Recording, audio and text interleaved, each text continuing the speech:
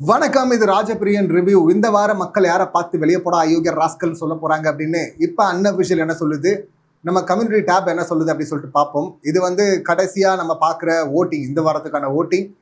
இப்போ கடைசியா சனிக்கிழமை காலையில் ஒரு 9 மணிக்கு மேலே என்ன நிலவரம் அப்படின்னு சொல்லிட்டு பார்க்க போகிறோம். ஸோ இதை பேஸ் பண்ணி தான் எவிக்ஷன் இருக்கும். கிட்டத்தட்ட எவிக்ஷனில் யார் எவிக்டர் அப்படின்னு சொல்லிட்டு ஓரளவுக்கு கெஸ் பண்ணலாம். ஸோ அந்த வகையில் அன்அஃபிஷியல் என்ன சொல்லுது அப்படின்னு சொல்லிட்டு பார்ப்போம். முதல்ல பார்த்தீங்கன்னா திவ்யா இருக்கிறாங்க 1,32,200 ஓட்டில் டாப்பில். இந்த வாரம் ஃபுல்லாக அவங்க தான் இருக்கிறாங்க. போன வாரம் எண்ட்லேயும் பார்த்தீங்கன்னா அவங்க தான் இருந்தாங்க. ரெண்டாவது இடத்துல பார்த்தீங்கன்னா பார்வதி 1,22,000 ஓட்டில் இருக்கிறாங்க.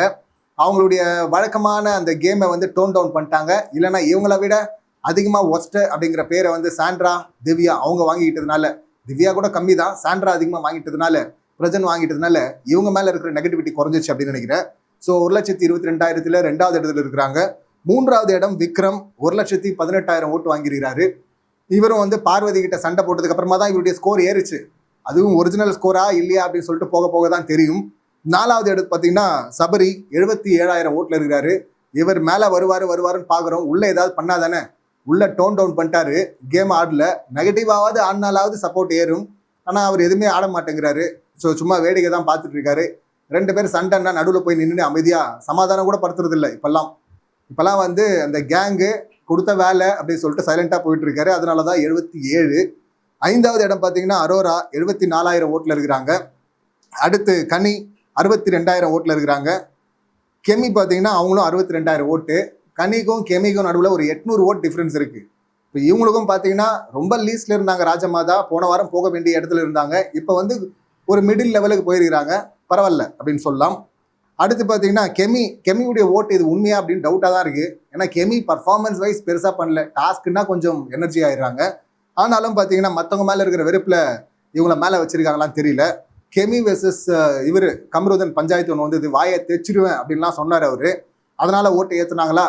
அழுதாங்க ஒரு முறை சாப்பாடு பிரச்சனையில். அதுவும் பார்த்தீங்கன்னா காரம் அப்படின்னு சொல்லிட்டு நீ சொன்னியே, நீ வாங்காத அப்படின்னு தான் சொன்னாங்க. அதுக்கு இவங்க போயிட்டு ஓவராக பர்ஃபார்ம் பண்ணிட்டு இருந்தாங்க. பட் இருந்தாலும் இவங்களையும் மிடில் வச்சிருக்கிறாங்க. இது உண்மையா இல்லைனா இறங்குமான்னு சொல்லிட்டு பார்ப்போம். கடைசியாக நம்ம அன்அஃபிஷியல் செக் பண்ணும்போது இதுதான் நிலவரம்.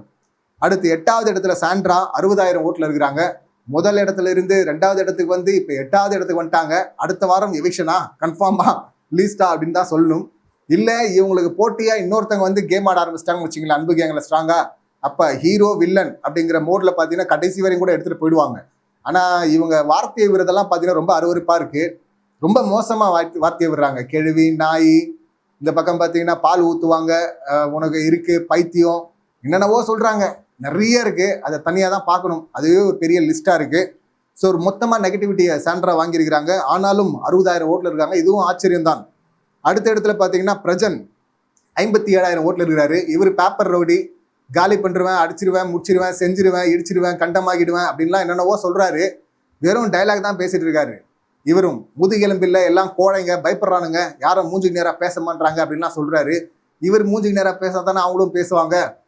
இவர் குத்தி ஏற்றிடுவேன், தேவையில்லாமல் பேசினா குத்தி ஏற்றி அடித்து ஏறிடுவேன் என்னவோ சொல்கிறாரு.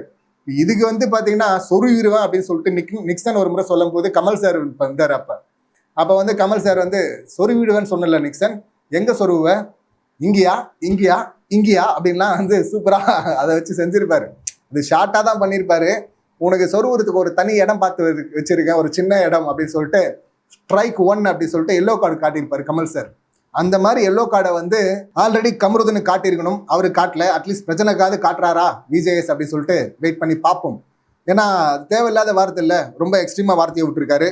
அதற்கு அடுத்தது பார்த்தீங்கன்னா ரம்யா 10வது இடத்துல இருக்கிறாங்க. ரம்யா லீஸ்ட்டில் தான் இருந்தாங்க நேற்று வரை.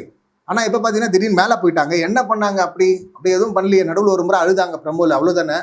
ஆனால் பார்த்தீங்கன்னா 57,000 ஓட்டில் இருக்கிறாங்க. பிரஜனுக்கும் இவங்களுக்கும் பெரிய டிஃப்ரென்ஸ் இல்லை, ஒரு 100 ஓட்டு தான் டிஃப்ரென்ஸ் இருக்குது. அடுத்த இடத்துல பார்த்தீங்கன்னா அமித் இருக்காரு 11வது இடத்துல 57,000 ஓட்டில். அமித்துக்கும் இங்கே ரம்யாவுக்கும் நடுவில் ஒரு 200 ஓட் டிஃப்ரென்ஸ் இருக்குது. அவரும் பெருசாக எதுவும் பண்ணல. நேற்று எபிசோடில் தான் அவர் முழிச்சிருக்கிறாரு. எல்லாரும் ஸ்பேஸ் எடுத்துட்டாங்க, ஏதோ பண்ணுறாங்க, நான் என்ன பண்ணுறேன், நான் இந்த ஷோக்கு கரெக்டாக அப்படின்லாம் சொல்லிட்டு இருந்தாரு. ரொம்ப லேட்டுப்பா அப்படின்னு தான் சொல்லணும். இந்த மாதிரி ஆட்கள்லாம் கூட மிக்சர் சாப்பிட்றவங்க கூட தப்பிச்சிருவாங்க. ஏன்னா ஒருத்தர் நெகட்டிவாக பண்ணாங்கன்னு வச்சுக்கல, மொத்த கோவமும் அந்த பக்கம் போகும் மக்களுக்கு. அதனால மிக்சர் சாப்பிட்றவங்க நிறைய முறை தப்பிச்சிருக்கிறாங்க. 80 நாள் 90 நாள்லாம் வந்துருக்கிறாங்க. அந்த மாதிரி போகிறதுக்கும் வாய்ப்பு இருக்குது. இவர் அடுத்த இடத்துல பார்த்தீங்கன்னா 12வது இடத்துல சுபிக்ஷா இருக்கிறாங்க. அவங்களும் 57,000 ஓட்டில் இருக்கிறாங்க. இவங்களுக்கும் அமித்துக்கும் ஒரு 100 ஓட்டு தான் டிஃப்ரென்ஸ் இருக்கு. ஸோ 57,000 ஓட்டில் பார்த்தீங்கன்னா பிரஜன், ரம்யா, அமித், சுபி எல்லாருமே இருக்கிறாங்க. ஓட் டிஃப்ரென்ஸ் பார்த்தீங்கன்னா 100, 200 தான் இருக்கு. ரொம்ப க்ளோஸ் காலு. இதுல இருந்து யார் வேணா போகலாம் அப்படிங்கிறது தான் சுச்சுவேஷன்.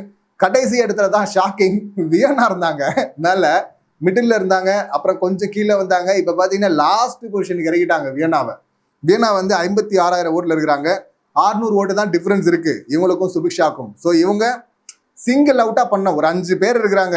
பிரஜன், ரம்யா, அமித், சுபி, வியனா அப்படின்னு சொல்லிட்டு இதுல இருந்து சிங்கிளா எடுக்கணும் அப்படின்னா வியனா அப்படின்னு சொல்லிட்டு ஓட் டிஃபரன்ஸ் கம்மி தான், ஒரு 600 ஓட்டு தான் டிஃபரெண்ட் இவங்களுக்கும் மேல இருக்கிற சுபிக்ஷ்க்கும். ஆனாலும் சிங்கிளா எடுக்கணும் அப்படின்னா வியனா தான் அப்படின்னு சொல்லிட்டு அன்அபிஷியல் சொல்லுது. அப்படியே நம்ம கம்யூனிட்டி டேப்க்கு வந்தோம் அப்படின்னா ரம்யா அப்படின்றாங்க. முதல்ல 66% பேர் ஓட் போட்டிருக்கிறாங்க. இப்போ ரம்யா வந்து கொஞ்சம் சேஃப் ஜோன்ல இருக்கிறாங்க. இவங்களை வந்து சந்திரமுகி பாம்பு அப்படின்றோம். ஏன்னா அதே போல தான் எதுக்கு இருக்கிறாங்கன்னு தெரியல, ஆனால் இருக்கிறாங்க. பெருசாக சம்பவம் எல்லாம் பண்றது இல்லை. அப்படியே தப்பிச்சு வந்துட்டே இருக்கிறாங்க, கழுவுற மீன்ல நடுவுற மீன் மாதிரி. ஸோ இந்த முறையும் தப்பிக்க வாய்ப்பு இருக்கு. தப்பிச்சாங்கன்னா அடுத்த பாயாசம் 2வது இடம் கம்யூனிட்டி டேப்ல யார் கொடுக்குறாங்கன்னா வியனா கொடுக்குறாங்க. ஸோ வியனா 65% ஓட் போட்டிருக்காங்க வியனா போகணும் அப்படின்னு சொல்லிட்டு. அப்போ கம்யூனிட்டி டேப் பிளஸ் அன்அபிஷியல் ரெண்டுத்தையும் கம்பேர் பண்ணோம்னா காமனா வியனா சிக்கிறாங்க. வியனா இப்படி இந்த இடத்துல போவாங்க அப்படின்னு சொல்லிட்டு நான் எதிர்பார்க்கல. இது நடந்துச்சுன்னா செம்ம ட்விஸ்டா இருக்கும்.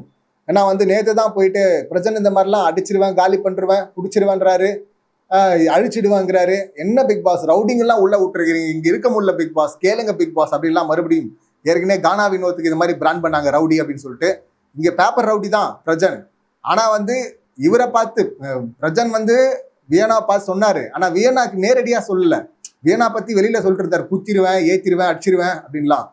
ஆனா நேர விக்கல்ஸ் வியனா, விக்கல்ஸ் பிரஜன் இவங்க சண்டை வந்தது இல்ல, அதை பார்த்துட்டு அதில் யூஸ் பண்ண வார்த்தையை தான் இங்க இவங்க சொல்றாங்க. இவங்களுக்கு ஒருத்தர் பிடிக்கலன்னா ரவுடி அப்படி சொல்லிட்டு பிராண்ட் பண்ணிடுறாங்க. அது ரொம்ப தப்பா இருக்கு. அதனால கூட தூக்கலாம். எஃப்ஜேவோட இப்பதான் ஒரு லவ் ட்ராக் ஸ்டார்ட் ஆச்சு. இந்த லவ் ட்ராக் ஸ்டார்ட் ஆகி போச்சுன்னா செகண்ட்ல என்ட்ரியில பார்த்தீங்கன்னா இவங்க வைல்டு கார்டு என்ட்ரியில ஆதிரையை உள்ள விட்டு, ஏன்னா ஆதிரை எஃப்ஜே லவ் ட்ராக் ஒன்று போச்சு, அதனால தான் அவங்க வெளியே போனாங்க. அவங்கள உள்ள விடுவாங்க, இதுதான் ஸ்கிரிப்ட் அப்படின்னு நம்ம நினச்சிட்டு இருந்தோம். வியனா போனால் வேற மாதிரி இருக்கும் சம்பவம். அந்த லவ் ட்ராக்காக இவங்களை வச்சிருக்கவும் வாய்ப்பு இருக்கு. பார்க்கலாம் என்ன நடக்குது அப்படின்னு. 3வது ஆப்ஷனா வந்து கெமி அப்படின்றாங்க கம்யூனிட்டி டேப்ல 53% ஓட்டு. 4வது ஆப்ஷன் பார்த்தீங்கன்னா பிரஜன் 48%. 5வது ஆப்ஷன் கனி 46%. ஸோ இதுதான் லிஸ்ட். இப்போ இதுல இருந்து டேஞ்சர் அப்படின்னு சொல்லிட்டு 3 பேரை பிரிக்கணும் அப்படின்னா அமித், சுபி, வியனா இந்த 3 பேர்ல இருந்து யாரை வேணா போகலாம். இல்ல கூட ஒரு ட்விஸ்ட் நடந்துச்சுன்னா ரம்யா, பிரஜன் இதுல இருந்தும் போகலாம் அப்படின்னு சொல்லிட்டு அன்அபிஷியல் சொல்லுது.